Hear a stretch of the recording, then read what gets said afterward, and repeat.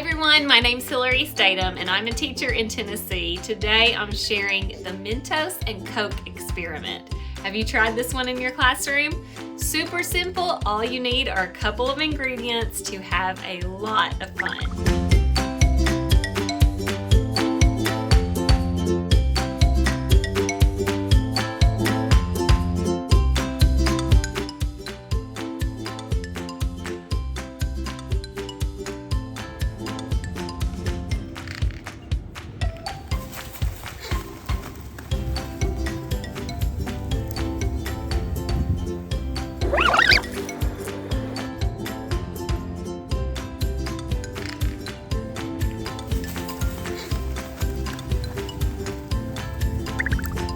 Okay, what did you think?